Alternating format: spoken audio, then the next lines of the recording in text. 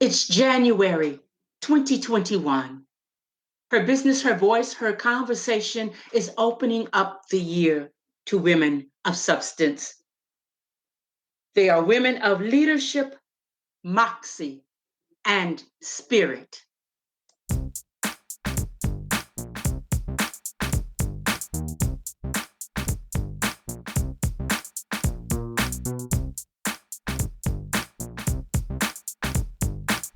Welcome to Her Business, Her Voice, Her Conversation. This podcast was created for the boomer woman leaving corporate, and now you're looking to reinvent yourself, become an author, an entrepreneur, a podcaster. Well, each episode will leave you with clarity. You will come away with the yes, I can and yes, I will reinvent myself mindset. So come on, let's do this. I'm your host, Margo Levette.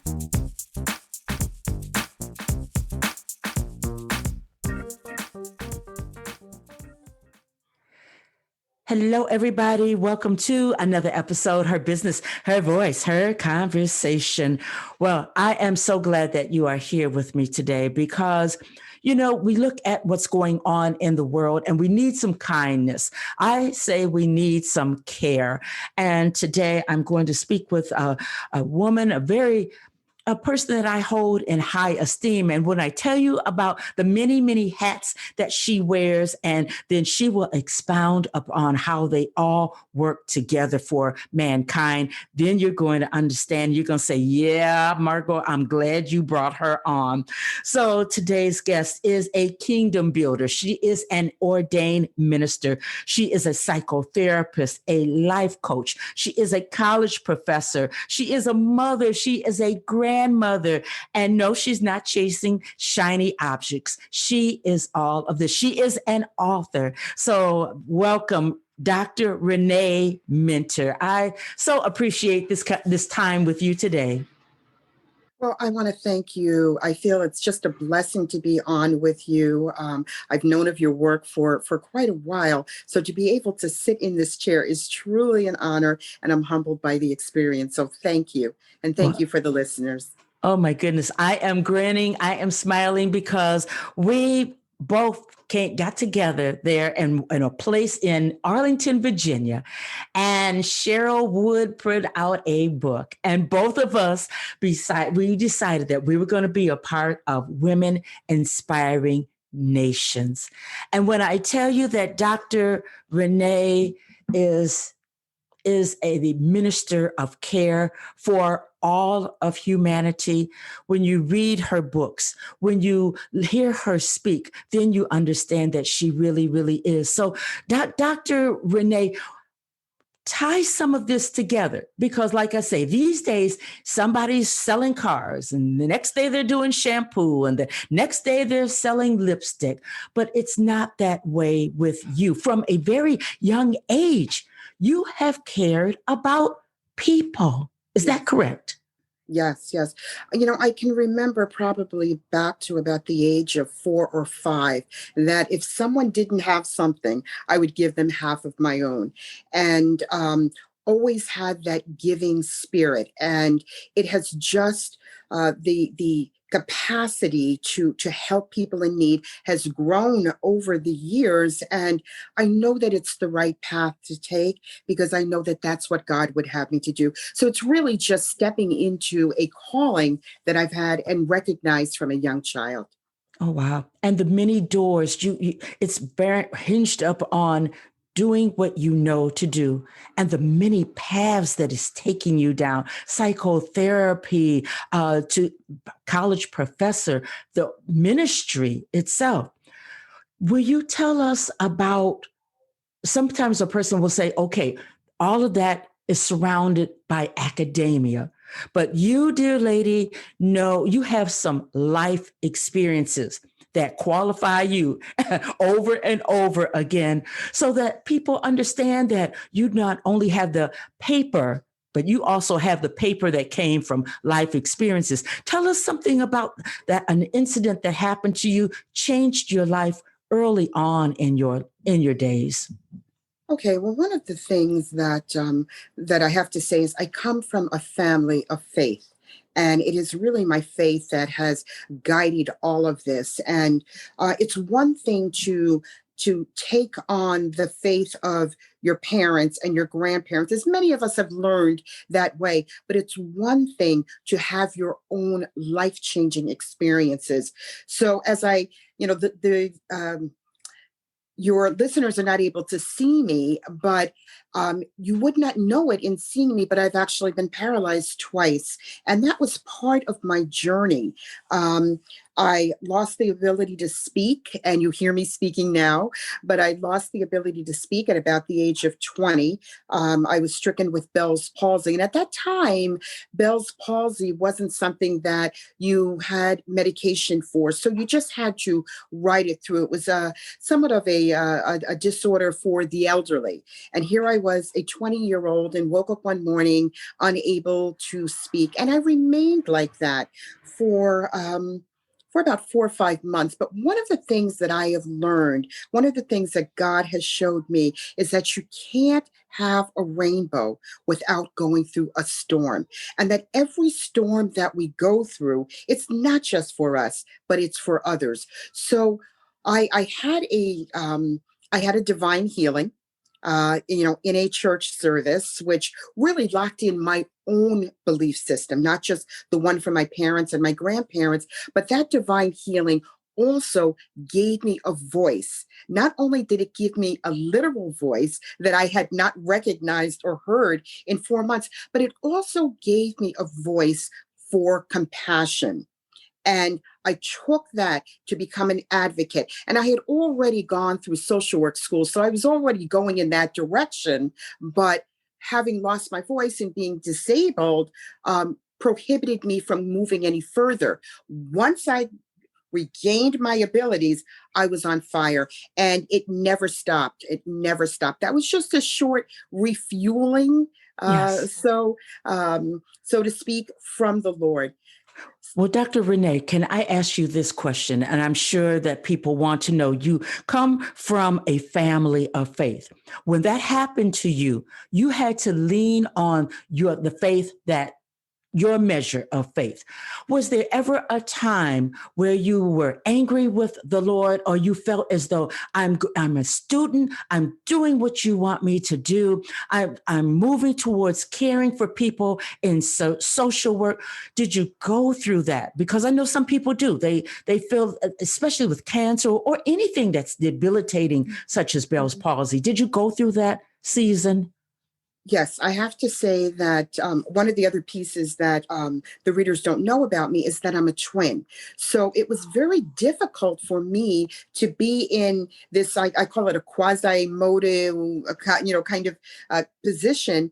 And looking at my twin sister, who was the flip side of myself, healthy, walking around, able to, to speak, and looking at myself and wondering, why me? Why me? But, even great people of faith in the Bible have had times where there was a time of unbelief. Mother Teresa had a time of unbelief. There's a scripture which says, Lord, help my unbelief.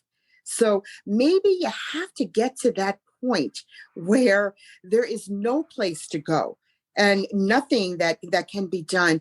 And when you hit rock bottom, God is the rock. Yes. So I had to learn that myself. I love that, because I didn't want people to think that, sometimes they want to say, well, they make everything sound as though it's easy peasy.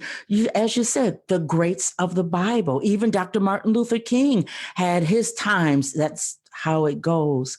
Mm-hmm.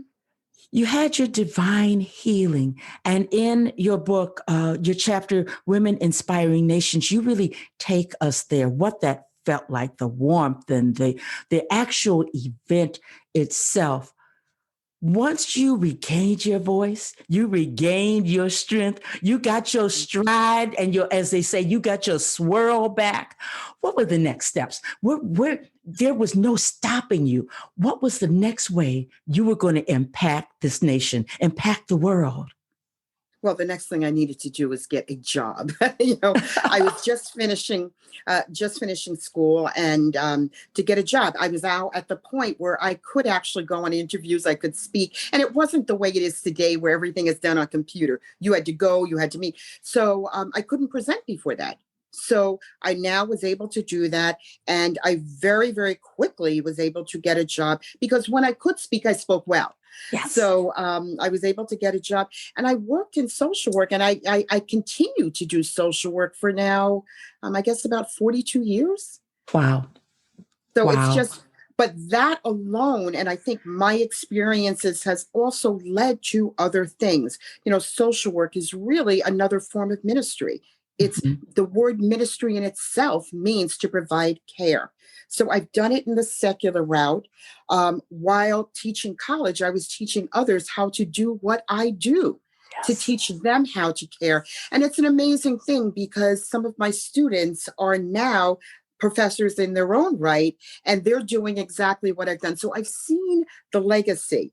And I've seen people say to me, they come back, you know, Dr. Minter, because of you, this is what I'm doing. I think about this and Yes. what you taught me about giving and caring, and now I'm doing what you taught me how to do. Mm. So, yes, empowering women in Africa, that's just another thing that I do, but that came out of the ministry of care. Yes. Yes. Finding your voice and walking it out and making it your life's work. That's pretty much what you've done. What was inside of you, you simply brought it out and you empowered others to do the same. Exactly. When we look at the world today, and we're in trouble. I think that it would be hard to not say that, not to agree. How do we help people, just lay people? How do we help them and empower them to care? Because so many people have lost their lives. They have lost their way. They have lost their minds. How do we just be kind? How do we impart cariness as leaders? Well, I think one of the things that this COVID situation has done and continue to do is to show us that there, but for the grace of God, go I. And that I don't know if anyone who COVID has not impacted upon someone in their life. So we know that this is not just the other people's problem. You know, it's not the drug addicts, it's not the people that live a certain lifestyle. Everyone is being exposed to this. So, and it is really just by the grace of God, which is just the supernatural ability that God gives us, that we don't have COVID and that we have not been overcome by this. So part of this is to humble yourself and recognize that, you know, you're not here and standing here on your own. You know, you're here and you're standing here because someone greater than yourself has allowed that to happen. So those who have lost and those who have learned from COVID have certainly learned about caring and coming together because we are one humanity. And this is a global thing. So we can care about the people in China, we can care about the people in France, and we can care about our next door neighbor as well. Yes. Oh my, it's so well put. When I think about COVID, look at how it is a global thing. It's not isolated to just Mhm. one country. Mhm. Oh, poor them. We'll send some aid and some care over there. But everyone, Italy, they say that the numbers are rising. It is everywhere. As a podcaster, I'm thinking along the lines of actually get niching down to handwritten notes to let people know I hear you and I see you this year, especially not just because it's Christmas, just because we have weathered. And as you say, we have come through one heck of a year on the grace of God. Mhm. Mhm. What is it? Is there more that I can do as a human being to let people know that I hear you, I see you? You know, my bigger concern, and I've always been concerned about the marginalized individuals. I'm concerned about the homeless that are on the street. Like right now, I'm working with drug addicts, which, you know, nobody wants to work with them. But I have found that it's not just the people we know, because it's everyone. We're all in this together. Can you buy a cup of coffee for someone? When you have bottles, can you don't throw your bottles away, give them to someone. At one point I was buying gloves at a dollar store and just giving them to people because people are cold. I know you're out in Los Angeles. I'm here in New York, and it's cold here. So being able to reach out, sometimes just a smile, and sometimes just a sincere, how are you doing? Mhm. How are you doing? Not just in passing, but I want to know, hey, can I buy you a cup of coffee? What's going on with you today? But genuinely showing sincere concern for one another. And I believe that, like a pond, if you drop a seed of kindness into that pond, it's going to grow and grow and grow. And eventually it's going to come back to you. Kindness is never wasted. Caring is never wasted. Mm. I love that. I love that. And the marginalized, it's so easy to just drive past them or not see them, let alone hear them. And the homeless, that population is just, it's another little city when we look at how many people are homeless here in Los Angeles County. It is an amazing, staggering number. So thank you for The that insight. homeless, I just want to point out that the homeless are you and I, because it's the people who lost their jobs due to COVID. Many people live one paycheck away from homelessness. One paycheck. So you get COVID, or you get laid off, your unemployment runs out, where are you going to live? Yeah. So even learning survival skills, many people don't know that, but that's something that, like I said, buying gloves or helping someone out is something that we almost have. I don't want to say there's a profound need, and we need to answer that need. We have to do that. If we are human beings, it is our responsibility to help our brother. Yes, totally. Our responsibility. We Mhm. always want to put it on the government or somebody else, but it's a shared responsibility. Gosh, you are a author. You write. Are you working on anything? Any new works? Anything new coming out soon? Yes. Well, thank you for asking. I actually, in response to the George Floyd, I don't even know what to call it, but in response to that, there is a new book that's coming up, and it's an anthology written only by African Americans, and they're talking about their experiences with prejudice here in the United States. So the name of that is Your Voice Matters, and the release date is a little bit later this month. And as you may know, I have another book that's coming up, and that's coming up, I think, in January, around January 20th, and that's about freedom. And it's about men and women who have faced challenges and who have overcome those challenges victoriously and are now finally free. Finally So free. that's what I have, upcoming, and what I've done, in the past. So, uh, yeah. Wow. Mm. I I'm almost speechless. I really am, because I took a couple quotes out of your writing there, and you offer comfort in despair. And I don't mean to come because sound like it's all of 2020 is dark and gloomy, because it certainly is not, has not been. But I love the way that you are comfort in despair. And when we open our eyes, despair is really all around us. As a therapist, and now you are working with the drug addicts in our society, that population, how is it that you are able to serve the way you do, marginalized, all of humanity, and survive and still be the way that you are, a fountain that is never failing all these years? What is the secret? I think I know, but I need for you to tell people that don't know. Okay. It's God. It's God. It is God in my life. And I would not even begin to say that I do this all on my own. All of us have an assignment. And I believe that that's where my assignment is. Many people don't want to work with the people that I work with. And I want to point out that, I've been in my career long enough that I'm in upper administration, but I still got to get down there. I've still got to get my hands. I don't even want to say dirty, but I have to reach where the needs of the people are. One of the other things that I do believe is that mental health is very real. And particularly with the COVID situation, mental health is real. So one of the things that I so strongly believe is that all minds matter.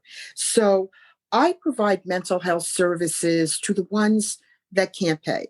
I provide mental health services to those who have been marginalized.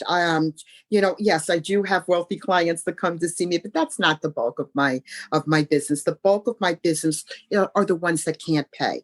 And that is something that I gave my pledge to God when we started the practice, that, Lord, if you'll send them, I'll see them. And that's exactly what I have done. So I've been very, very fortunate that this ministry of care, which started as a young child, led me into social work, which allowed me to diversify.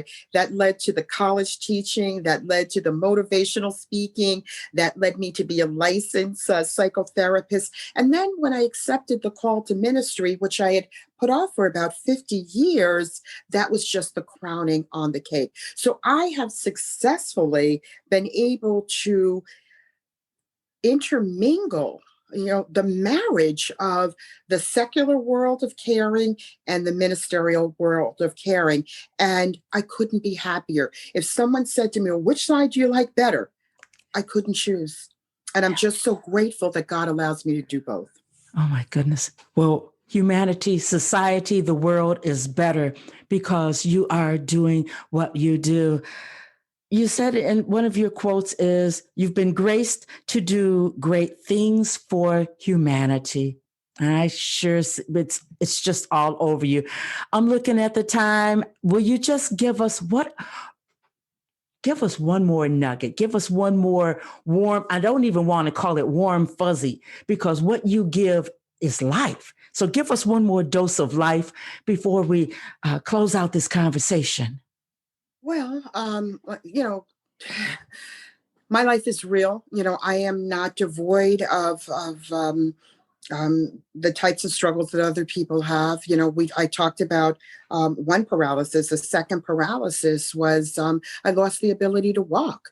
I had a massive, massive cyst choking my spinal column, and in a matter of just a couple of weeks, totally lost the ability to walk. I looked as though I had had a stroke, dragging my leg, and just by the grace of God, I was connected to the number 2 neurosurgeon in the world, who saw me for free. Everyone around me, the nurses, the other doctors, everyone in the hospital, they were praying for me. They were, people of faith. And it was the same thing. After months and months and months of not being able to walk, all of a sudden coming out of coming out of surgery and being able to wiggle my toe. And if I knew I could wiggle my toe, I could move my foot. And if I could move my foot, I could move my leg. And yes, I had to learn how to walk all over again. And, sometimes every now and again, I'll have a little twinge, or I might stumble a little bit. But to me, you can't have a battle without having battle scars. So that's just like one of those things again. And I recognized it as, again, the great I am coming down upon me, because I felt when I came out of surgery, that same warm feeling that I felt when I had my healing, when I learned to speak again. So that has led to a foot trod around the world into global ministry that led to, going to Africa and being a philanthropist and, helping African women start businesses and teaching young girls. So by my own, I guess not downfall, but by my own frailties, out of that has come greater ministry and has allowed me to do great things. And I'm not trying to be famous, because you can do great things in obscurity. And that's exactly what I try to do. Reverend Dr. Rene Minter, you are amazing. Tell people how they can where to find you and where they can go to purchase your books. Oh, well, okay. You can find me on Facebook, Dr. Rene Minter. You can also email me. That's rmintercar, MINTERCARR @msn.com. I'm on LinkedIn. I'm on Instagram. Unfortunately, I don't know the, No worries. They can find me, Dr. Rene Minter. I'm everywhere. I'll make sure that it's in the show notes. Also, I must let everyone know that Reverend Dr. Rene Minter is going to be featured in the December issue of WOM Lead magazine, a leading women's leadership magazine. And they can't wait to get their hands on your material and work their magic with you. So everybody, I am going to shout from every hill and every port of social media that I'm connected with and let everybody know how they can get their issue. I'm sure that these issues are going to sell out because Dr. Rene is bringing, just tons and tons of information and some pretty snazzy pictures too. Oh yeah, pretty snazzy pics. So it's always hard to stop good conversation. It really, really is. Dr. Rene, thank you so very much for loaning your time. Much appreciated. Look forward to the article there in WOM Lead. And everybody who took the time, has taken the time, listen more than one time and share this conversation out. All right. Dr. Rene just showered us with information, kindness, the ministry of care. We can all do something. As Dr. Rene said, we can offer to buy somebody a cup of coffee, look them in the eye and genuinely ask, how are you doing? Yeah. Does it cost you millions of dollars? So will you do that today? I hope that you will. I will be back next week with a brand new episode right here. Her business, her voice, her conversation. Wash your hands, stay safe. I'll see you later. Bye-bye. Podcast guests show up on purpose. They are ready to impact the world. Let Media Package convert your interview into a 2-page feature article in a leading women's leadership magazine. Over 40,000 readers. Tell your story. Expand your reach. Media Package. Details are in the show notes.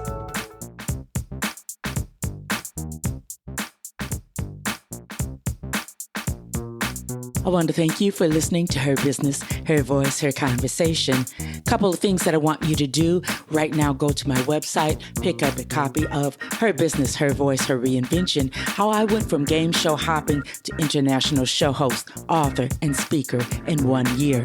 Number 2, please freely listen to each and every episode. Share them out with your family, friends, the men in your lives. And then number 3, get in contact with me, one of the experts that have been on the show, because I want to make sure that you reinvent yourself. I'll be back next week with a brand new episode here on Her Business, Her Voice, Her Conversation.